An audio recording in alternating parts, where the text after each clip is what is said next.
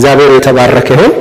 እንግዲህ ጠዋት ላይ አስተምህሮ ሥላሴ ወይም ዘ ዶክትሪን ኦፍ ትሪኒቲ በምንልበት ጊዜ ወይም ብለን በምናጠናበት ጊዜ የሥላሴን አስተምህሮ ስናጠና ዓለም ከመፈጠሩ በፊት የነበረ ሉዓላዊ የሆነ መጀመሪያና መጨረሻ የሌለው ከዘላለም እስከ ዘላለም የሆነ በሰው አእምሮ የማይመረመር ሶስት አካላት ያሉት አንድ አምላክ እንዳለ የምንረዳበት መጽሐፍ ቅዱሳዊ አስተምህሮ ነው። ስሙ የተባረከ ይሁን። አያችሁ፣ ሥላሴ ብለን በምናጠናበት ጊዜ ዓለም ከመፈጠሩ በፊት የነበረ እርሱ ጅማሬ የለው፣ እርሱ የተከሰተበት ጊዜ የለው፣ እርሱ ራሱ ዘላለም ነው። ዘላለምን ዘላለም ያሰኘ ማን ነው? እርሱ ራሱ ነውና ከዘላለም በፊት የነበረ ዓለም ከመፈጠሩ በፊት የነበረ ሉዓላዊ የሆነ መጀመሪያና መጨረሻ የሌለው ከዘላለም እስከ ዘላለም የሆነ በሰው አእምሮ የማይመረመር ሶስት አካላት ያሉት ስንት አምላክ ነው ያለን? አንድ አምላክ አለን። እንግዲህ በጣም መጠንቀቅ ያለብን ከዚህ በፊት ስለ ሥላሴ ጽፈው ማስተምረውም ያለፉ የእምነት አባቶች ስኮላርስ የሚሉት ነገር አለ። ሥላሴን አውቄ እጨርሰዋለሁ የምትል ከሆነ አእምሮህን ታጣዋለህ። እቺ 2GB ስለሆነች ማለት ነው። ኦኬ፣ ከአእምሮ የሚያልፈውን አምላክ በፊዚክስ መልኩ ካልሰራሁት ፎርሙላ ካልሰራሁለት የምትል ከሆነ መቼም ስለማታውቀው አእምሮህን ምን ትለዋለህ? ታጣዋለህ። ሥላሴን አውቄ እጨርሰዋለሁ የምትል ከሆነ አእምሮህን ታጣዋለህ። አይ ምንም ሊገባኝ አልቻለም፣ ስለዚህ ሥላሴ እንደውም የለም የምትል ከሆነ ደግሞ ሕይወትህን ታጣዋለህ። ለዛ ነው መሰለኝ እንግዲህ መዝሙረኛው ዘማሪ ደረጀ ከበደ ሞኝ ነው አልተማረም አሉኝ ካለ በኋላ ምድርና ሰማይን ያበጀው ፈጣሪ አይመረመርም ገብቶ ላብራቶሪ። ስለዚህ ላብራቶሪ ውስጥ አስገብተህ አምላክን ልታውቀው አትችልም፣ ደረስኩበት ልትለው አትችልም። ቀጥሎ ደግሞ ቴክኖ ውስጥ ያላችሁ ፊዚክስ እና ማትስ በደንብ የሚገባችሁ ከኛ ይልቅ በደንብ የሚገባችሁ ወንድሞቻችን ቁጥርን ከቁጥር ጋር ሲያጋጩ ቢኖሩ አያዩትም ጌታን ሩቅ ነው ሀገሩ ብሏል አይደለ? ስለዚህ የኛ አምላክ የሚብራራ አምላክ ሳይሆን የሚበራ አምላክ ነው። ለዛም ነው መዝሙረኛው ምን አለ? እግዚአብሔር አምላክ ነው ለኛም ምን አለልን? በራልን አለ። የሚበራ አምላክ ራሱን ካልገለጠልህ በየትኛው መንገድ ልታውቀውና ልደርስበት የማትችል አምላክ ነው። ስምህ የተባረከ ይሁን። ስለዚህ ሥላሴን አውቄ ጨርሰዋለሁ የምትል ከሆነ አእምሮህን ታጣዋለህ። ሥላሴ የለም የምትል ከሆነ ደግሞ ሕይወትህን ታጣዋለህ። በቅዱስ ቃሉ በኩል ራሱን ምን ብሎልናል? ገልጦልናልና ይሄንን እውነተኛ አምላክ በቅዱስ ቃሉ ውስጥ በተገለጠበት መንፈስ ተረድተን ልናመልከው ይገባናል። እንግዲህ ሥላሴን አስተምህሮ የምናጠናበት 3 ምክንያቶች አሉን ብለናል። አንደኛው ምክንያታችን በሥላሴ አስተምህሮ ላይ ትክክለኛ የሆነ መጽሐፍ ቅዱሳዊ ዕውቀት እንዲኖረንና በዚያም እውነት ላይ ተመስርተንና ተደላድለን ስር ሰደን ለመቆም። ስለ ሥላሴ አስተምህሮ መድረክ ላይ የሚቆም ሰው ብቻ አይደለም ዕውቀቱ ሊኖረው የሚገባው። እያንዳንዳችንም ከእምነት መግለጫ ባለፈ ስለ ሥላሴ መጽሐፍ ቅዱሳዊ የሆነውን መረዳት እንደዚህ በመማማር ልናውቅ በዚያ እውነት ላይ ደግሞ ተመስርተንና ስር ሰደን በዚያ ምን ልንል ይገባናል? ልንቆም ይገባናል። ነገ በምትሄዱበት ቦታ የተለያየም ቦታ ስትሄዱ ነገ መድረክ ላይ ወጣችሁ የማስተማር ጸጋ ያላችሁ ወንድሞች ስትገለጡ እንደ አዲስ መሆን የለበትም። ሌላ ቦታ ላይ ስትጠየቁ የግድ ወደኛ መደወልም የለበትም። እናንተ ደግሞ ይሄው እግዚአብሔር እያስተማረን ነው፣ አይ በተማርኩት በቅዱስ ቃሉ መሰረት ሥላሴ ማለት እንዲህ ነው አውቄ ሙሉ በሙሉ ባልጨርሰውም ነገር ግን በቅዱስ ቃሉ በኩል ራሱን ገልጦልኛልና ስለዚህ በዛ መልኩ እንዲህ ነው ብለን አንደኛ ራሳችን ያንን እውነት ለመረዳት ቀጥሎ ደግሞ ለማስረዳት ለሚሰማን ሁሉ።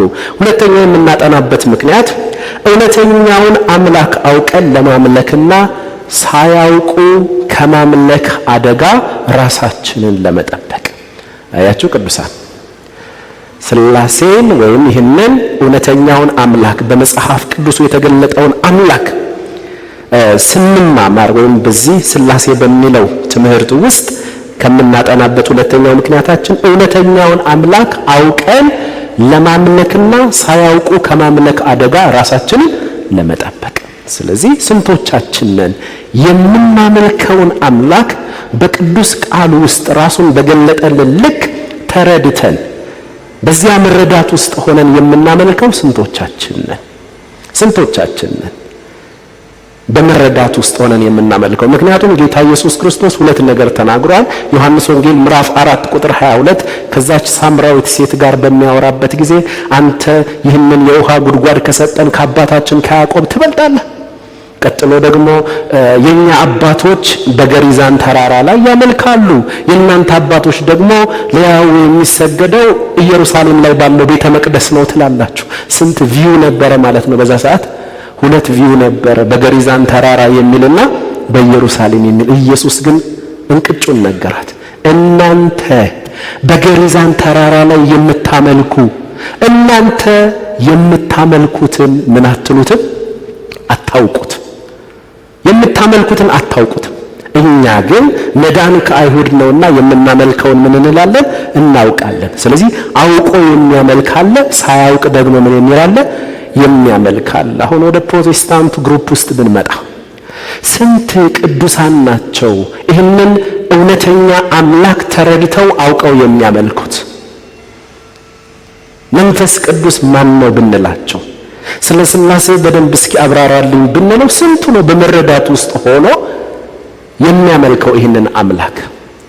ስንቱ ነው የሚያመልከው? ከባድ ነው። ምክንያቱም ለአንዳንድ ሰው መንፈስ ቅዱስ ሲባል ፈጽሞ አምላክም የማይመስለው አለ እኮ። መንፈስ ቅዱስ አምላክ የማይመስለው አለ። ቀጥሎ እግዚአብሔር አብ አንደኛ፣ እግዚአብሔር ወልድ ሁለተኛ፣ እግዚአብሔር መንፈስ ቅዱስ ሶስተኛ ብሎ ጭራሽ ሶስተኛ ደረጃ ለመንፈስ ቅዱስ የሚሰጠው አለ። መንፈስ ቅዱስ ሌላ እርግብ የሚመስለው አለ፣ እሳት የሚመስለው አለ፣ ወንበር ላይ የሚያሯሩጥ በኮርኒስ የሚያሯሩጥ የሚመስለው አለ። ይሄ ሁሉ ቁጭ ብሎ ካለመማር የተነሳ የመጣ ግራ መጋባት ነው። ስለዚህ ቅዱሳን እዚህ ቤት ያላችሁ ከራሴ ጀምሮ እያንዳንዳችን ራሳችንን የምንጠይቅ የምናመልከውን በእውነት እናውቀዋለን ወይ? በመረዳት ውስጥ ሆነን ነው ወይ የምናመልከው? እጄን አነሳው ላመልክ ስንለው እጃችሁን ያነሳችሁለት አሁን ላመልክህ ያላችሁት ክፍል ማን እንደሆነ ታውቁታላችሁ? ማን ነው እሱ? ተረድተው ነው በእውነት በቅዱስ ቃሉ ውስጥ የተገለጠውን እውነተኛ አምላክ ተረድተው ነው ወይስ እንጂ በስማ በለው በግምት ነው የምናመልከው? በግምት የሚመለክ አይደለም እሱ። በእውቀት በመረዳት ውስጥ ሆነን እንድናመልከው ያስፈልጋል። አባት ሆይ እባክህ ለሁላችን ጸጋ ጨምርልን። በሥላሴ ውስጥ በጸሎቶቻችን በአምልኳችን ውስጥ ኮንፊውዥን አለ። ሥላሴን ተረድተን እንደማናመልከው ከሚያረጋግጡልን አንዳንድ ነገሮች መካከል አንዱ ኢየሱስን ሁልጊዜም አባቴ ማለታችን ራሱ ኢየሱስ አባቴ ይሄ ራሱ በቃ ሥላሴ አልገባንም ማለት ነው። ኢየሱስ አባታችን አይደለም። ኢየሱስ አባት ነው ብሎ አንድ ኦንሊ ጂሰስ ቢመጣ ኖ ኢየሱስ አባት አይደለም ኢየሱስ ጌታ ነው እንላለን። መድረክ ላይ ቆመን ስንዘምርና ስንጸልይ ታዲያ ኢየሱስ አባት የምንለው ለምንድን? ሰውየውን ገሰጽ ነው። ዞር በል አንተ ኦንሊ ጂሰስ ሐሰተኛ አልነው። እኛ ግን ስንጸልይና ስንዘምር ኢየሱስ አባቴ እንደገና ደግሞ እጃችንን ዘርግተን ኢየሱስ አባቴ የሚል መዝሙር እንዘምራለን። ኢየሱስ በሥላሴ ውስጥ አባት አይደለም። መንፈስ ቅዱስ ትዝ ካለን ራሱ ትዝ የሚለን አሁን እንዳልነው ግርግር ላይ ነው።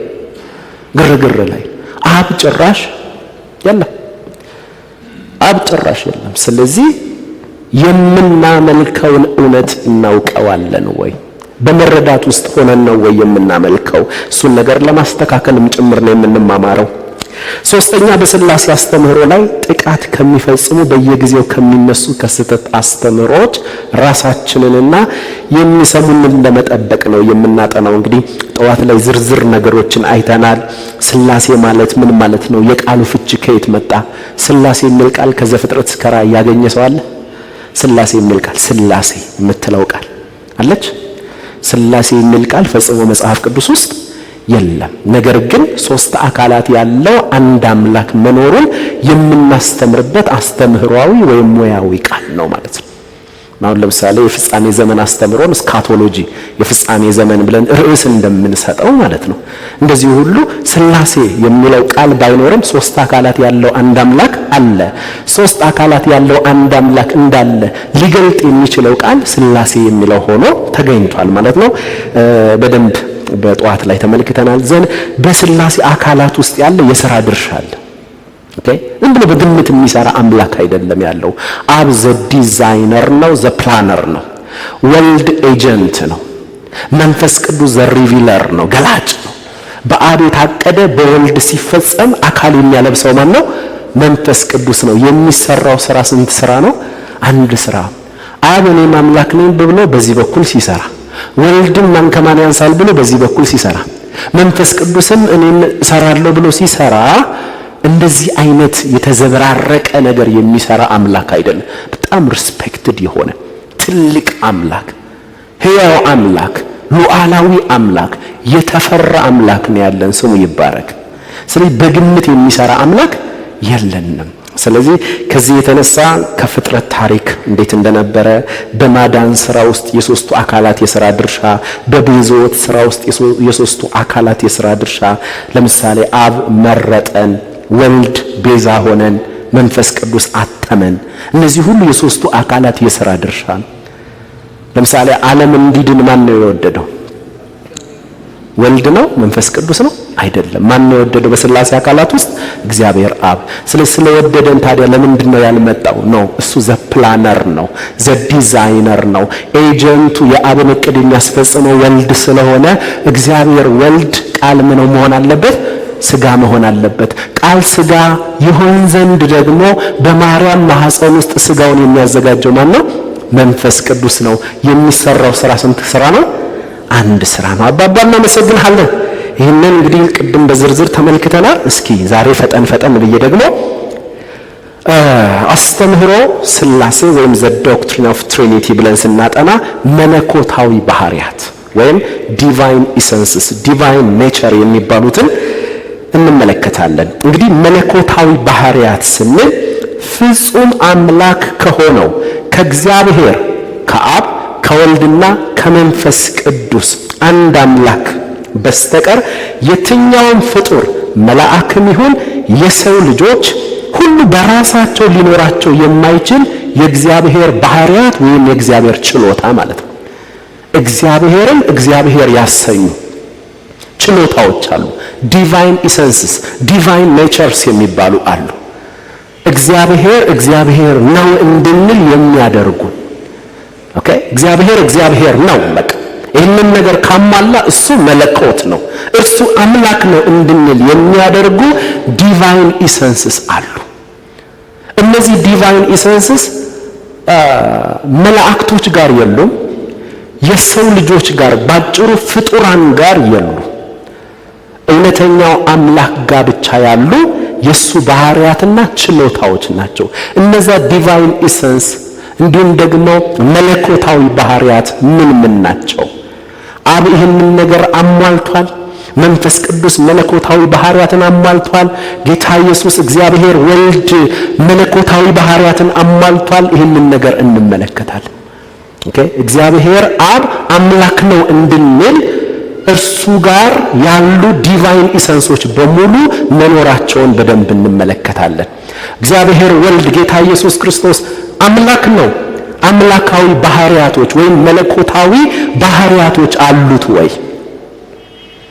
መንፈስ ቅዱስ አምላክ ነው። መንፈስ ቅዱስ አምላክ ነው የምንለው በግምት ነው ወይስ መጽሐፍ ቅዱስን ስናጠና አምላክን አምላክ የሚያሰኙ መለኮታዊ ባህሪያቶች እርሱ ጋር አሉ ወይ?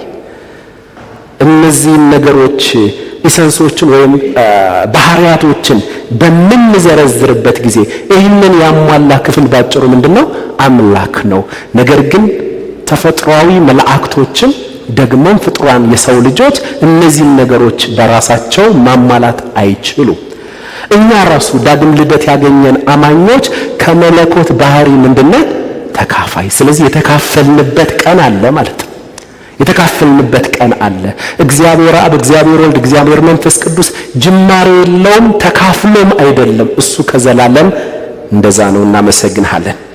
እንግዲህ በመጽሐፍ ቅዱስ ውስጥ ሶስት በአካል በስምና በስራ የተለያዩ አካላት ማለትም እግዚአብሔር አብ አባት፣ እግዚአብሔር ወልድ ልጅ እና እግዚአብሔር መንፈስ ቅዱስ መኖራቸውን ግልጽ ሲሆን እነዚህ ሶስት አካላት ፍጹም መለኮታዊ ባህሪያትን አሟልተው እናገኛቸዋለን። ሁላችንም ልናስተውል የሚገባን እውነት አብ ወልድ አይደለም፣ ወልድ አብ አይደለም፣ ወልድ መንፈስ ቅዱስ አይደለም፣ መንፈስ ቅዱስም ወልድ አይደለም፣ ወልድ አይደለም። ስለዚህ አንዱ አንዱን ያልሆነና አንዱ ደግሞ ከአንዱ የማይለይ ሶስት አካላት ያሉት ስንት አምላክ አለን? አንድ አምላክ አለን። እናመሰግናለን። እንደዚህ አይነት አምላክ ያለው እኛ ጋር ብቻ ነው። ሶስት አካላት ያሉት አንድ አምላክ ያለው ክርስትና ጋር ብቻ ነው። አንዱ አንዱን አይደለም። ምን ማለት ነው? አብ ወልድ አይደለም፣ ወልድም መንፈስ ቅዱስ አይደለም፣ መንፈስ ቅዱስም ወልድ አይደለም። አንዱ አንዱን አይደለም። ነገር ግን አንዱ ደግሞ ከአንዱ ሊለይ አይችልም። እናመሰግናለን። ክብር ላንተ ይሁን። ይህንን በደንብ እናስተውል። እዚህ ጋር እኮ አብ ወልድ መንፈስ ቅዱስ እያልከኝ ነው። ሶስት አይደሉም። መጽሐፍ ቅዱስ ዘዳግም 6 ቁጥር 4 ላይ ምን ይላል? እስራኤል ሆይ ስማ፣ እስራኤል ሆይ ስማ። አምላካችን እግዚአብሔር ስንት አምላክ ነው? አንድ አምላክ ነው። ይሄ አምላክ ግን ስንት አካላት አሉት? ሶስት አካላት አሉት። ከዚህ የተነሳ በሶስቱም አካላት ተመሳሳይ የሆነ መለኮታዊ ባህሪያት ወይም ዲቫይን ኢሰንስስ እንዳላቸው ከዚህ በኋላ እንመለከታለን። አንደኛ ዲቫይን ኢሰንስስ ወይም መለኮታዊ ባህሪያት ከሚባሉት አንደኛ ሁሉን ማወቅ መቻል። ሁሉን ማወቅ መቻል፣ ኦምኒሸንት፣ ሁሉን የትኛውንም ነገር የሚያውቅ ሳትነግረው መረጃ ሳትሰጠው ከደረሰበት በኋላ ሳይሆን ሁሉን ነገር ከመጀመሪያ ምን ይላል? ያውቃል። እኛ ኢንፎርሜሽን ተሰጥቶን አንብበን ሪሰርች አድርገን የሆነ ነገር አገላብጠን ካልነገሩን የማናውቅ በመረጃ ነው የምንኖረው። እግዚአብሔር በመረጃ የሚኖር አምላክ አይደለም። እሱ ሁሉን የሚያውቅ አምላክ ነው። ስለዚህ ሁሉን ማወቅ መቻል ይሄ የመለኮት ገንዘብ ነው። የመለኮት ባህሪ፣ የመለኮት ችሎታ ነው። ሁሉን ማወቅ መቻል። ይሄ ችሎታ የሰው ልጆች ብቻ ጋር ሳይሆን መላእክቶች ጋርም የለም። ሰይጣን ሁሉን የሚያውቅ የሚመስላችሁ ወንድሞችና እህቶች፣ ሰይጣን ፍጡር ነው? ፈጣሪ ነው? ፍጡር መልአክ ነው አይደለም እንዴ? ደና መልአክ ነበረ። ከዛ ከጊዜ በኋላ ምን አለ? ተበላሸ ማለት ነው። ስለዚህ እግዚአብሔር እንዳይነሳ አድርጎ ጥሎታል። ሰይጣን ሁሉን የሚያውቅ የሚመስላችሁ ወንድሞችና እህቶቼ ተሳስታችኋል። ፍጡር ስለሆነ ከደቂቃዎች በኋላ አንተ ምን እንደሚፈጠር እንደማታውቅ ሁሉ ሰይጣንም ከደቂቃዎች በኋላ ምን እንደሚከሰት አያውቅም። አንቺ አንድን ነገር አንብባችሁ መርምራችሁ በመረጃ እንደምታውቁት መላእክቶችን ሰይጣንና የጨለማ ኃይላትን እንደዚያው ነው። ዕውቀታቸው ውሱን ነው። አምላካችን እግዚአብሔር ግን ነግረኸው አይደለም የሚያውቀው፣ አስረድተኸው አይደለም፣ ከጊዜ በኋላ ደርሶበት የሚገርም ነው እንደዚህ አላየሁትም ነበር የሚል አምላክ አይደለም። እሱ ሁሉን ያውቃል፣ ሁሉን ያውቃል፣ ከመጀመሪያ ሁሉን የሚያውቅ። ስለዚህ ሁሉን ማወቅ መቻል ወይም ኦምኒሸንት ይሄ ዲቫይን ኔቸር ስለሆነ ሁሉን ነገር ማወቅ አምላክ ብቻ ያለው የሚችለው ባህሪ ሲሆን ሶስቱም አካላት ይህንን የመለኮት ባህሪ እኩል ይጋራሉ። አንደኛ እግዚአብሔር አብ እግዚአብሔር አባትን በሚመለከት ሮሜ ምዕራፍ 11 ቁጥር 33 ላይ የእግዚአብሔር ባለጠግነትና ጥበብ ዕውቀቱም እንዴት ጥልቅ ነው። ዕውቀቱ እንደኛ አይነት ዕውቀት አይደለም። ከአእምሮ የሚያልፍ ጥልቅ የሆነ ዕውቀት፣ ሁሉን የሚያውቅበት ዕውቀት ነው ያለው። ፍርዱ እንዴት የማይመረመር ነው፣ ለመንገዱ ፍለጋ የለውም እያለ ሐዋርያው ይቀጥላል። ቀጥሎም አንደኛ ሳሙኤል ምዕራፍ 2 ቁጥር 3 ላይ ጌታ ሆይ ጸጋ ጨምርልን። አንደኛ ሳሙኤል ምዕራፍ 2 ቁጥር 3 ላይ ሐና በምትጸልይበት ጊዜ ብሶቷን ይዛ አንደበቷን እያንቀሳቀሰች ስትጸልይ ያ ዛጋር የነበረው ኤሊ የሚባለው በዛ ሰዓት ላይ የነበረው ሊቀ ካህናት አላስፈላጊ ቃል ነው የተናገራት። ስካርሽ እስከመቼ ነው የሚለቅሽ አላት። እሷ ግን በሱ ፊት ሳይሆን እሷ በእስራኤል አምላክ ፊት ነው የተንበረከከችው። ስለዚህ ምን አለች? ቁጥር 1 ላይ ሐናም ስትጸልይ እንዲህ አለች፣ ልቤ በእግዚአብሔር ጸና፣ ቀንዴ በእግዚአብሔር ከፍ ከፍ አለ፣ አፌ በጠላቶቼ ላይ ተከፈተ፣ በማዳን ደስ ብሎኛል። እንደ እግዚአብሔር ቅዱስ የለምና፣ እንደ አምላካችን ጻድቅ የለምና፣ ካንተ በቀር ቅዱስ የለም። አትታበዩ፣ በኩራትም አትናገሩ። እግዚአብሔር ምንድነው? አዋቂ፣ ሁሉን አዋቂ ነው። እሱ ሁሉ ማለት ሳታስረዳው የሚገባው ነው። ነግረኸው አይደለም። እሱ ገና ስትንበረከክ ራሱ የምትንበረከክበትን ምክንያት እሱ ምን ይለዋል? ያውቀዋል። ስሙ የተባረከ ይሁን። ስለዚህ እግዚአብሔር ሁሉን አዋቂ ነው። እግዚአብሔር ወልድን በሚመለከት ዮሐንስ ወንጌል ምዕራፍ 16 ቁጥር 30 የእርሱ ደቀ መዛሙርትና ሐዋርያቶቹ አንድ ነገር ተናገሩት ኢየሱስን፣ ሁሉን እንድታውቅ እሺ ማንም ደግሞ ሊጠይቅህ እንዳትፈልግ አሁን እናውቃለን። ስለዚህ ከእግዚአብሔር እንደወጣ እናምናለን አሉት። ኢየሱስ በመረጃ የሚንቀሳቀስ መስሏቸው ነበር። ነገር ግን በሰው ልብ ውስጥ ያለውን ሁሉ ምን ይል ነበር? ያውቅ ነበር። ኢየሱስ ሳትነግረው ይረዳሃል። በልብ ውስጥ ያለውን አንደበትህን ሳታንቀሳቀስ ሳታወራው በደንብ ያውቃል። በልብ እያሰብክ እንደሆነ በልባቸው ውስጥ ያለውን ያውቅ ነበር። በልብ ውስጥ ያለውን አውቆ እንዲህ አለው ይላል። ስለዚህ እዚህ ቦታ ላይ ደግሞ ሐዋርያቶቹ በደንብ ከኢየሱስ ጋር መሰነባበት ሲጀምሩ ኖ ይሄ ከናዝሬት የተነሳ መምህር ብቻ አይደለም፣ ድንገት የመጣ የእስራኤል ታዳጊ ብቻ አይደለም። እርሱ በስጋ የተገለጠ ምንድነው? አምላክ ነው። አምላክን አምላክ ከሚያሰኙት መካከል ደግሞ አንዱ ሁሉን አዋቂነት ነውና ምን አሉት? ጌታ ሆይ ሁሉን እንደምታውቅ ሁለት ነገር ነው ያወቁት። አንደኛ ሁሉን አዋቂነቱን አወቁ። ቀጥሎ ደግሞ ማንም ሊጠይቅ እንደማትፈልግ ደግሞ እናውቃለን። ሁሉን እንደምታውቅ እናውቃለን። ሁሉን እንደምታውቅ ማንም ሊጠይቅህ እንዳትፈልግ አሁን እናውቃለን። ከዚህ የተነሳ ውጤቱ ምን ሆነ? ስለዚህ ከእግዚአብሔር እንደወጣ አንተ ራስህ መለኮት እንደሆንክ ከእግዚአብሔር ወጥተህ እንደመጣ እናውቃለን።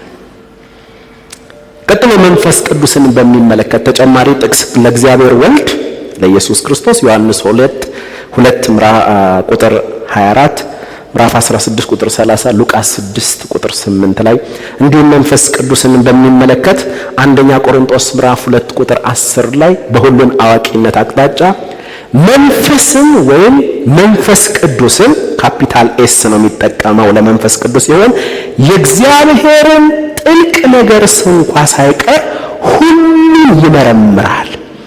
ለእኛ እግዚአብሔር በመንፈሱ በኩል ገለጠው ይላል። ስለዚህ የእግዚአብሔርን ጥልቅ ነገር የሚመረምር የሚያውቅ እግዚአብሔር የሚያውቀውን ጥልቅ ነገር ብቻ የሚያውቅ መንፈስ ቅዱስ ብቻ ነው። ስለዚህ ሶስቱም አካላት እግዚአብሔር አብ፣ እግዚአብሔር ወልድ፣ እግዚአብሔር መንፈስ ቅዱስ ሶስቱም አካላት ይሄ ባህሪ አለው ማለት ነው አለው። ስለዚህ እኩል ይሆናል። ሶስት አምላክ ሳይሆን ስቲል ስንት አምላክ ነው? አንድ አምላክ ነው። ሁለተኛ ፈጠን እላለሁ ንገሩኝ። እሺ እንትን ስጡኝ፣ ምልክት ስጡኝ። አሁን በዚሁ አይነት ዕውቀት ውስጥ ሆነን ቀጥሎ ስናመልክ አቤት ሰማይ ይከፈታል። አሜን። እሺ ሁለተኛ ሁሉ ሁሉን ማድረግ መቻል። አንደኛ ሁሉን ማወቅ ነው። ሁለተኛ ሁሉን ማድረግ መቻል። ኦምኒፖተንት፣ ሁሉን ማድረግ መቻል። ሁሉን ማድረግ የሚችል አምላካችን እግዚአብሔር ብቻ፣ ወይም ሁሉን ማድረግ የሚችል አምላካችን ሶስት አካላት ያለው አንድ አምላክ ብቻ ነው። እግዚአብሔር አብን በሚመለከት ኢዮብ ምዕራፍ 42 ቁጥር 2 ሁሉን ታደርግ ዘንድ ቻይ እንደሆንክ አሳብህን ይከለከል ዘንድ ከቶ እንደማይቻል ምን አልኩ አለ? አወቅኩ አለ። የኛ አምላክ ስሙ ይባረክ። ይሄ ነው እውነተኛው አምላክ። ይሄ ነው ትክክለኛው አምላክ። ሁሉን ታደርግ ዘንድ ቻይ እንደሆንክ አሳብህን ይከለከል ዘንድ ከቶ እንደማይቻል ማለት የእግዚአብሔር ሐሳብ ሊከለከል አይችልም። አደርጋለሁ እፈጽማለሁ ብሎ ከተነሳ ያንን ሐሳቡን ሊቋቋም የሚችል ማንም የለም። አንዳንድ ጊዜ በእኛ ህይወትም ቢሆን አንዳንድ ነገሮችን እንደዛ ሊያደርግ ይችላል። ግራ የገባህም ቢሆን የአባባ ሐሳብ ብቻ በህይወት ምን ትላለች? ትፈጸማለች። ስለዚህ ሁሉን ታደርግ ዘንድ ቻይ እንደሆንክ ሐሳብህን ይከለከል ዘንድ ከቶ እንደማይቻል አወቅኩ አለ። እናመሰግንሃለን። ኢዮብ ምዕራፍ 42 ቁጥር 2 ላይ እግዚአብሔር ወልድ ጌታ ኢየሱስ ክርስቶስን በሚመለከት ዮሐንስ ወንጌል ምዕራፍ 1 ቁጥር 3 ላይ ሁሉ በእርሱ ሆነ፣ ተፈጠረ፣ ተደረገ ማለት ነው። ከሆነውም አንዳችስ እንኳ ያለ እርሱ አልሆነም። ዮሐንስ 1:3 በመጽሐፍ ውስጥ ያሉ ተአምራቶች ሁሉ በጌታ ምን ያሉ ናቸው? የተፈጸሙ ናቸው። ሁሉን ማድረግ የሚችል ነው እግዚአብሔር ወልድ። መንፈስ ቅዱስ ዘካርያስ ምዕራፍ 4 ቁጥር 6 በመንፈሴ እንጂ በኃይልና በብርታት አይደለም አለ እግዚአብሔር። የሚደረገው ነገር ሁሉ የሚደረገው በምኔ ነው አለ? በመንፈስ ቅዱስ ኃይል ነው የሚደረገው። ስለዚህ በመንፈሴ ነው እንጂ በሰው ኃይልና ብርታት አይደለም። እንዲሁም ሉቃስ ምዕራፍ 1 ቁጥር 37 ከማርያም ጋር መልአኩ መጥቶ በሚያወራበት ጊዜ ድንግል ሆይ ትጸንሻለሽ፣ ወንድ ልጅም ትወልጃለሽ፣ ስሙንም ኢየሱስ ትይዋለሽ ሲላት ግራ ተጋባች። ማለት እኔ ድንግል ነኝ ወንድ ስለማላቅ ይህ አሁን ያልከው ነገር እንዴት አካል ይለብሳል? እንዴት ይሆንልኛል ስትል ኖ የእግዚአብሔር መንፈስ ባንቺ ላይ ይመጣል፣ የልዑልም ኃይል ይጸልልልሻል ካለ በኋላ ወረድ ብሎ ለእግዚአብሔር የሚሳነው ነገር የለምና እሱ እግዚአብሔር መንፈስ ቅዱስ በማርያም ማህፀን ውስጥ ለሰው የማይቻለውን ነገር ማርያምን ጥያቄ የሆነባትን ነገር በሙሉ አካል የሚያለብስ የሚሰራ የሚያደርግ ሁሉን ቻይ አምላክ ማን ነው? እግዚአብሔር መንፈስ ቅዱስ ነው። ስለዚህ ሁሉን ማድረግ መቻል የሚለው ወይም ኦምኒፖተንት የሚለው በሶስቱ አካላት ውስጥ ተገልጧል። ስለዚህ ሶስት አምላክ ሳይሆን አሁንም ስንት አካላት? ሶስት አካላት ያሉት ስንት አምላክ? አንድ አምላክ። ሶስተኛ በሁሉ ቦታ መገኘት፣ ኦምኒፕሬዘንስ፣ በሁሉ ቦታ መገኘት። እግዚአብሔር እዛ ጋር አለ እዚህ ጋር የለም የማትለው የሌለበት ቦታ የሌለ። እንደውም እንደዛ ከማለት ይልቅ አንድ ቆንጆ ቃል አግኝተን ነበር። እግዚአብሔር በሁሉ ቦታ አለ ከምንለው ይልቅ ቦታዎች ሁሉ ተሰብስበው በእርሱ እጅ ላይ ነው ያሉት። እሱ ያልፋል። ቅዱሳን አንዳንድ ጊዜ ከምናስበውና ከምንገምተው በላይ አምላካችን ትልቅ። ስለዚህ በሁሉ ቦታ መገኘት ኦምኒፕሬዘንስ፣ በአንድ ሰዓት በአንድ ደቂቃ በሁሉ ቦታ መገኘት የሚችል አምላካችን ብቻ ነው። ፍጡራን የሆኑ የሰው ልጆች፣ መላእክቶች፣ ሰይጣንና አጋንንቶቹ ይህንን ዲቫይን ኢሰንስ መለኮታዊ ባህሪያት ማሟላት አይችሉም።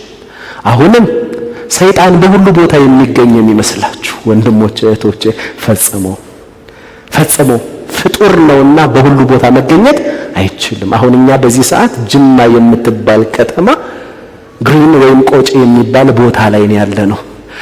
ሌላ አገርና በዚህ ሰዓት መርካቶ የሚባል ቦታ ላይ የለንም ማለት ነው። የለንም፣ ውሱን ነን። በቦታ የምንወሰን ደቃቃ ፍጥረቶች ነን። አምላካችን እግዚአብሔር ግን ከዛ ያልፋል። መላእክቶች መልአኩ ገብርኤል ከእግዚአብሔር ዘንድ ወደ ዳንኤል ተልኮ ሄደ።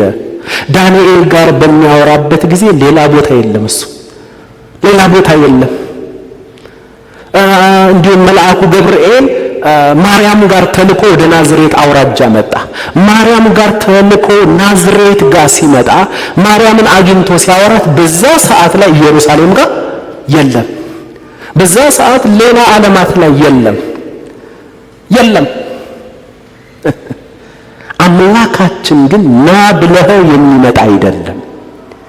እዚህ ቦታ አለ እዛ ቦታ የለም የምትለው አምላክ አይደለም። ለዛ ነው በአንድ አይነት መልኩ ወይም በአንድ አይነት ሁኔታ በዓለም ላይ ያሉ ህዝቦች በሙሉ በዓለም ላይ ያሉ ሰዎች ቢጸልዩ ሊሰማ የሚችለው በሁሉ ቦታ መገኘት የሚችለው ማን ብቻ ነው? እግዚአብሔር ነው። እግዚአብሔር ነው።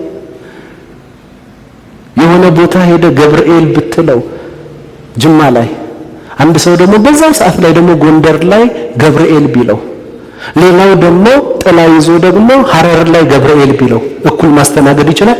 አይችልም። ሲጀመረ ራሱ አይሰማህም እንኳን ሊያስተናግድክ። በሌለ ነው ሰው የሚጮኸው። የፍጥረትን ሁሉ ጸሎት መስማት የሚችለው ማን ብቻ ነው? እግዚአብሔር። በሌላ ቋንቋ ጆሮ የገጠመልህ ማን ነው? ማን ነው ጆሮ ይሰራልክ? ገብርኤል ሰርቶልሃል? ጆሮን የፈጠረልህ ጆሮን የገጠመልሽ እግዚአብሔር ከሆነ በሌላ ቋንቋ እሱ ብቻ ነው የሚሰማሽ ማለት ነው። ስለሚሰማ እኮ ነው የሚሰማ ነገር የሰጠን። እናመሰግንሃለን። ስለዚህ በሁሉ ቦታ መገኘት በዚህ ሰዓት አይደለም ኢትዮጵያ ነውና ሌላ ዓለማት ያሉ ቅዱሳን አሜሪካ ላይ ሆኖ ቢንበረከክ በዚህ ሰዓት አውሮፓ ላይ ሆና ብትንበረከክ ሚድል ኢስት ላይ ሆኖ ቢንበረከኩ ኤዥያ ላይ ፋሪስት ላይ ሆኖ በዚህ ሰዓት ኢትዮጵያ ላይ የተለያየ ዓለማት አንድ ላይ ሆነ ብንበረከክ መስማት የሚችል የጸለይነውን ጸሎት አዳምጦ መልስ መስጠት የሚችል እውነተኛ አምላክ ማን ብቻ ነው? እግዚአብሔር ነው። ስሙ ይባረክ። ሃሌሉያ። ስለዚህ በሁሉ ቦታ መገኘት ኦምኒ ፕሬዘንስ የሚለው እግዚአብሔር አብን በሚመለከት ኤርምያስ ምዕራፍ 23 ቁጥር 23 ላይ እኔ የቅርብ አምላክ ነኝ እንጂ የሩቅ አምላክ አይደለሁም። ሩቅ እንዳታደርጉት እግዚአብሔርን ሩቅ እንዳታደርጉት። ጭራሽ ይሄ በብሉይ ኪዳን፣ በአዲስ ኪዳን ደግሞ ምን ሊልህ ይችላል? እኔ ባንተ ውስጥ ነኝ። ባንተ ውስጥ ነኝ። በእኛ ውስጥ ነው አይደለ? በመንፈሱ በኩል በእኛ ውስጥ ነው። ስለዚህ እኔ የቅርብ አምላክ ነኝ እንጂ የሩቅ አምላክ አይደለሁም አለ። መዝሙረኛው ዳዊት ደግሞ ክንፍ አውጥቼ በርሬ ብጠፋ እንደው እግዚአብሔር ያገኘኝ ይሆን ብሎ መዝሙር 139 ቁጥር 8 ላይ ምን አለ? ተሳክቶለት ይሆን? መዝሙር 139 ቁጥር 8 ጀምሮ ወደ ሰማይ ብወጣ አለ። ወደ ሰማይ ብወጣ በቃ የሆነ መንኮራኩር ይሰራልኝና ተተኩሼ ብሄድ ከአምላክ ፕሬዘንስ ከአምላክ መገኘት ውጭ ልሆን እችላለሁ። ወደ ሰማይ ብወጣ አንተ በዚያ ኦሬዲ በዛ አለ። እሱ እንዳንተ ተተኩሶ ወይም ወጥቶ አይደለም፣ እሱ ራሱ በዚያ አለ። ወደ ሰማይ ብወጣ ኦሬዲ በዚያ አለ። ወደ ሲኦል ብወርድ በዚያ አለ። ያራ እንደ ንስር የንጋት ክንፍ በወስድ ከእግዚአብሔር ሕልውና እርሱ የማይገኝበት ቦታ ይኖራል ብዬ እሺ እንደ ንስር የንጋትን ክንፍ በወስድ እስከ ባህር መጨረሻ ብበር በዚያ እጅ ትመራኛለች። በዚያ እጅ ትመራ ቀኝህን ትይዘኛለች። በውኑ አንተን ጨለማ ትሸፍንሃለች ብል ጨለማ እኛን የሚሸፍነን መብራት አብርተህ እኮ ነው ወንድምህን የምታየው አንዳንድ ሰዓት ላይ። እግዚአብሔርን ግን ጨለማ ይሸፍነዋል ወይ? አምላካችንን ጨለማ ይሸፍነዋልን?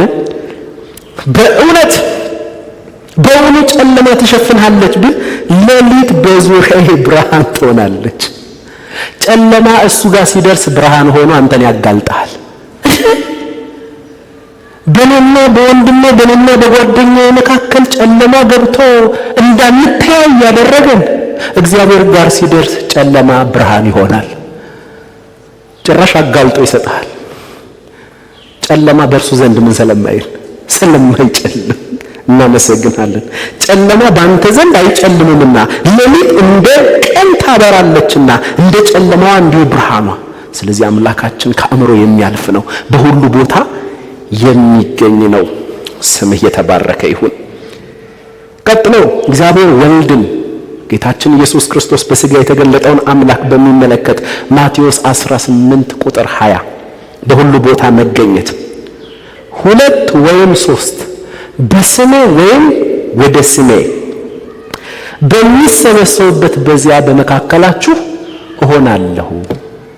የትም ዓለም ላይ ሆነ 2ም 3ም በኢየሱስ ስም ወደ ኢየሱስ ስም ስንሰበሰብ በዛ ሰዓት በተመሳሳይ ሰዓት በዓለም ላይ በሚገኙ ቅዱሳን በዓለም ላይ በተሰበሰቡ ቅዱሳን መካከል ማን አለ?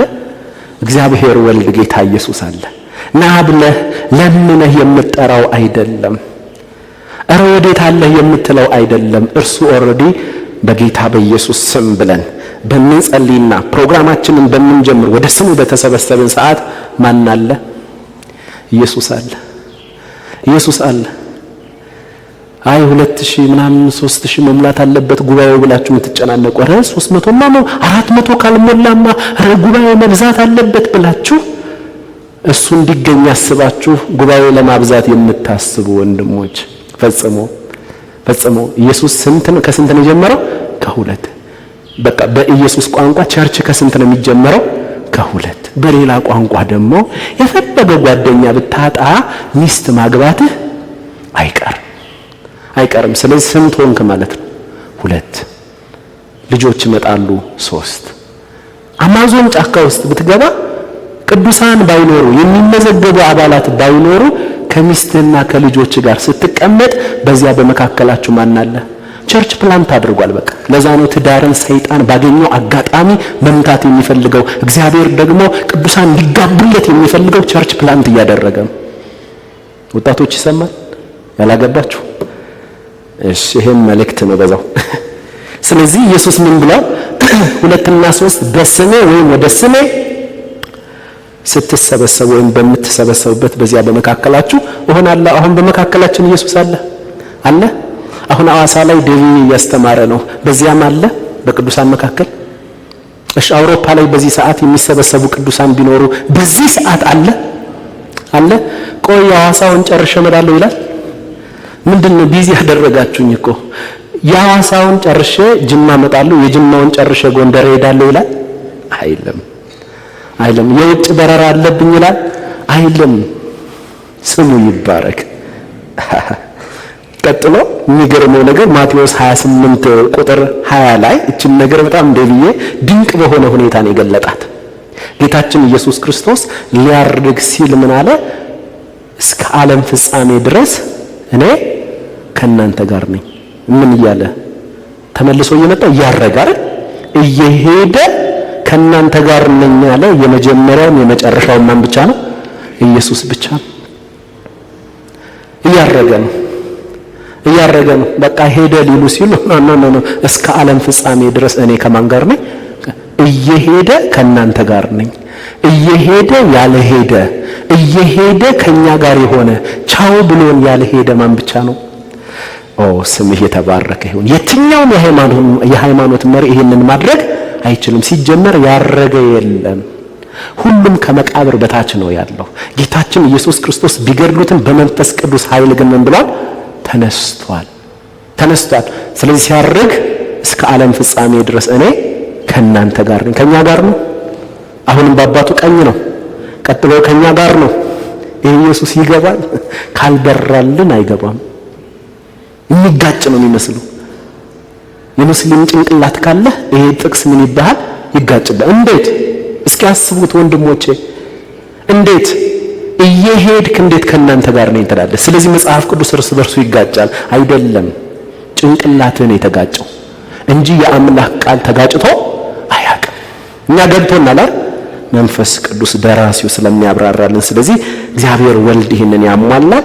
መንፈስ ቅዱስስ ይህንን በሁሉ ቦታ መገኘት የሚለው ያሟላል ወይ? መዝሙር 139 ቁጥር 7 ከመንፈስህ ወዴት እሄዳለሁ? ከፊትህስ ወዴት እሸሻለሁ? በቃ ከመንፈስህ ላመልጥ አልችልም። ከመንፈስህ ልሰወር አልችልም። ለምን? መንፈስህ በሁሉ ቦታ አለ። መንፈስ ቅዱስ በሁሉ ቦታ ምን ይላልና ይገኛልና። አራተኛ እዚህ ጋር እንግዲህ የተመለከትነው በሁሉ ቦታ መገኘት።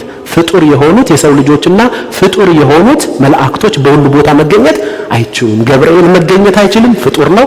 እመቤታችን ማርያም ትገኛለች በሁሉ ቦታ? አትገኝም። ለምን? ፍጡር ስለሆነች። አምላካችን እግዚአብሔር ብቻ ነው በሁሉ ቦታ መገኘት የሚችለው። ስለዚህ አብም ወልድም መንፈስ ቅዱስም በሁሉ መገኘት የሚለውን ዲቫይን ኔቸር ዲቫይን ኢሰንስ አሟልቶ እናገኘዋለን። እኩል ይሆናል። ሶስት አምላክ ሳይሆን ስንት አምላክ? አንድ አምላክ። አራተኛ ፈጣሪነት፣ ክሪኤተር፣ ፈጣሪነት። በጣም ልብ ፈጣሪነት። አንዳንድ የተበላሹ ቋንቋዎች አሉ።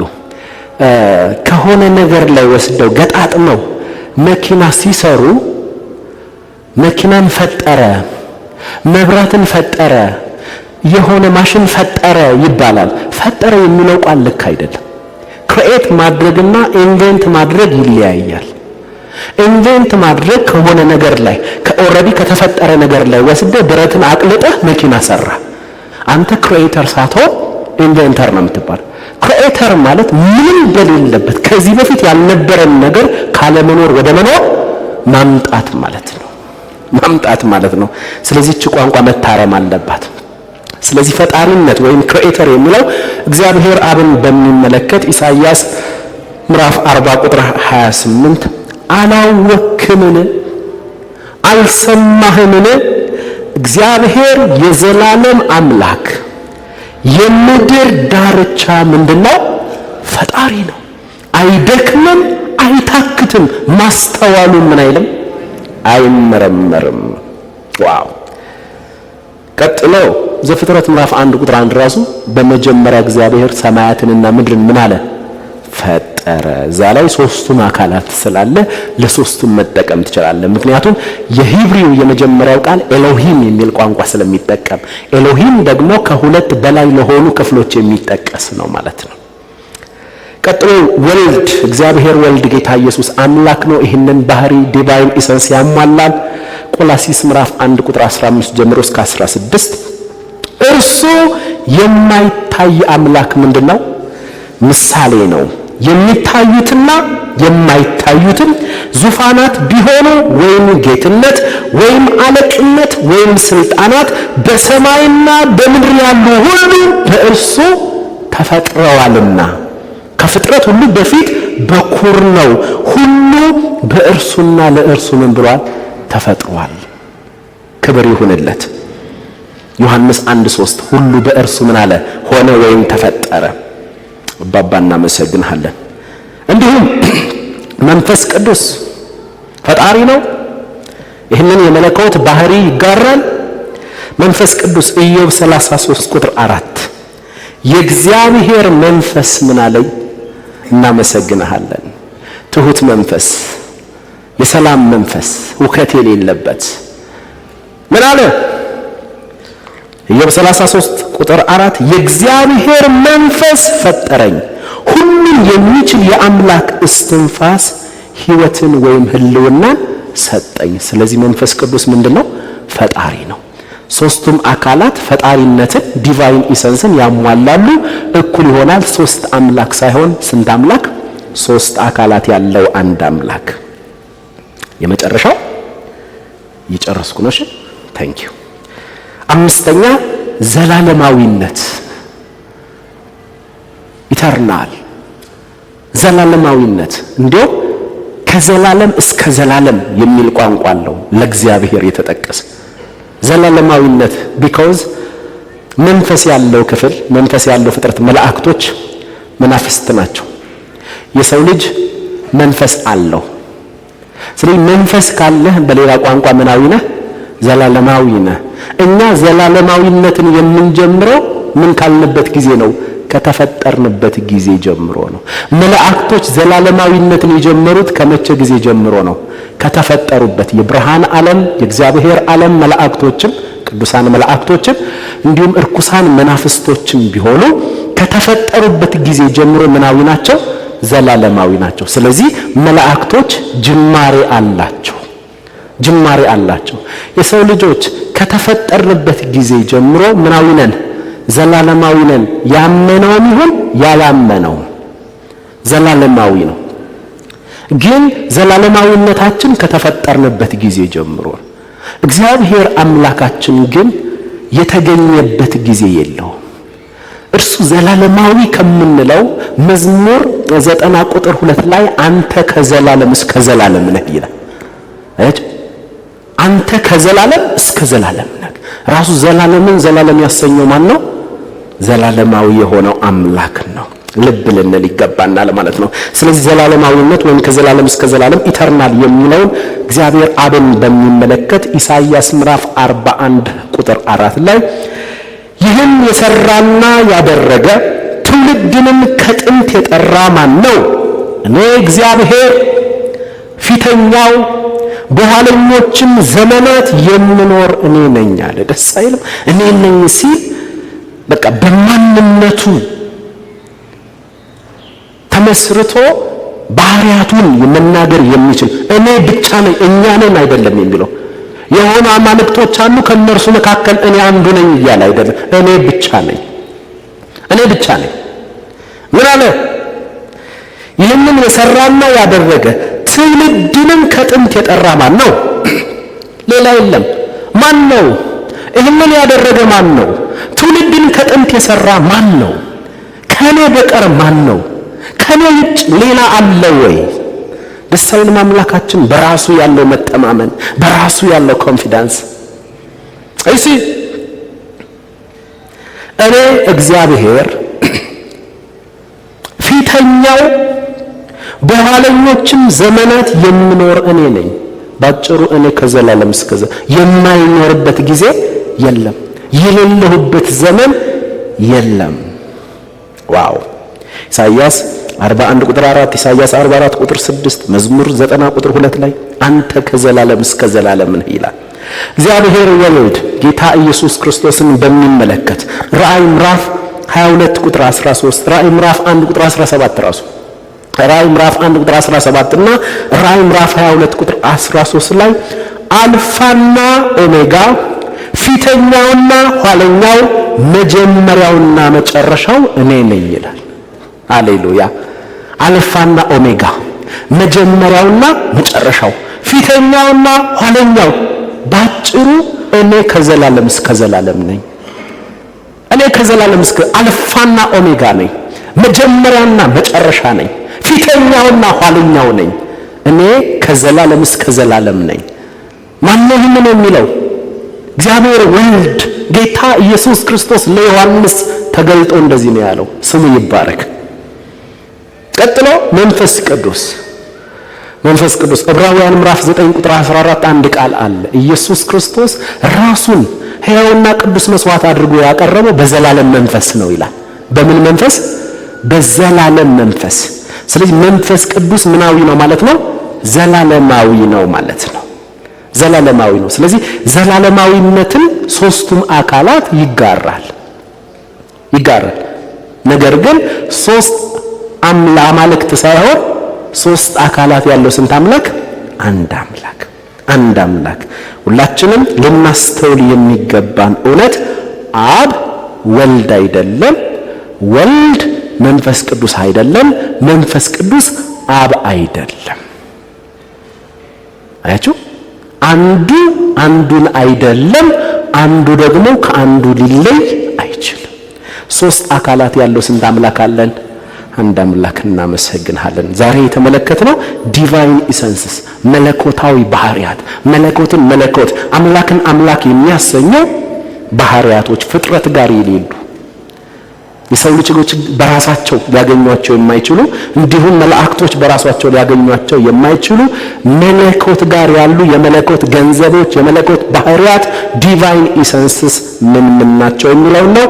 ሁሉን ማወቅ መቻል ኦምኒሸንት፣ ሁለተኛ ሁሉን ማድረግ መቻል ኦምኒፖተንት፣ ሶስተኛ በሁሉ ቦታ መገኘት ኦምኒፕሬዘንስ፣ አራተኛ ፈጣሪነት ኦር ክሪኤተር፣ አምስተኛ ዘላለማዊነት ከዘላለም እስከ ዘላለም ወይም ኢተርናል። እነዚህን ይመስላሉ ማለት ነው። እናመስግነው አባባን። የስ ትልቅ አምላክ ታንክ ዩ ፋዘር። የስ ዘማሪዎች መምጣት ትችላላችሁ። ሃሌሉያ እናመሰግንሃለን።